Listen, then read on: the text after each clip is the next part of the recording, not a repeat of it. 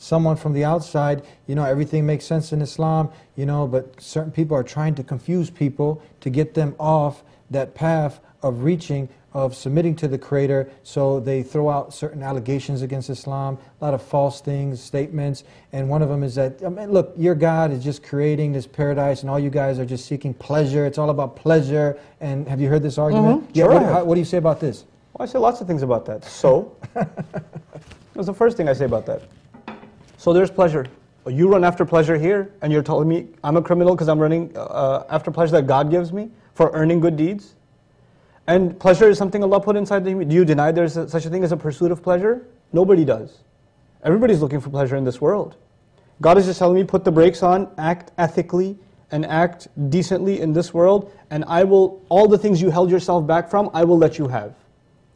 I say, why not?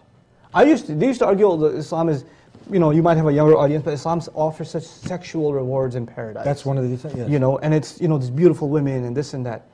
I say to you, you have a young man who goes to college in this country, who goes to campus in the middle of the summer. He sees half-naked women all around him, and he guards his eyes. They make small talk with him, he doesn't make small talk back. He knows, he keeps telling himself, Allah's got better for me, Allah's got better for me, Allah's got better for me. She looks beautiful, but I'm not going to look. I can't. I know Allah has better. You know how hard that is for a young man to do? And Allah at the end of the day says, bravo, you did well, you know what? You deserve something. Everything you've held yourself back from, here you go. It is not that we get these, you know, lustful rewards in paradise. It's actually that you guarded yourself against the most strongest urge a man can have. How many psychologists talk about how many times a man thinks about sex in a day?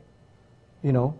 I mean, some even count like every 30 seconds or every 40 seconds or something. It's crazy. This is what psychologists are telling us. Psychologists, 30, 40, 60, 2 minutes, even 2 minutes, that's insane. How much this thought runs in the mind of a person, how much it can.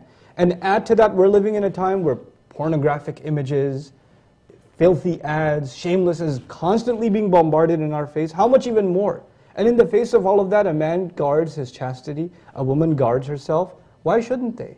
Why shouldn't they be given the best reward? The most beautiful spouse ever imaginable. Why shouldn't they be given that? They'll both have whatever their hearts desire. Whatever their hearts desire. Man and woman, anything they want, they can have in Jannah. That's correct. Okay. And if you think, well, what I'm going to want is going to be evil. Evil itself is removed from your heart.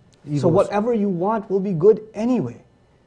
Whatever you want is good in and of itself, and you will be so pleased with it. Because when I say good, it doesn't just mean it will be boring. It means it will be good and it will be pleasing to you and good for you. How many things in this world are pleasing to people but they're not good for them? People find pleasure in drugs, don't they? Yes. But they die from them too. Mm-hmm. People find pleasure in alcohol, they get sick from it too. They get into car accidents from it too.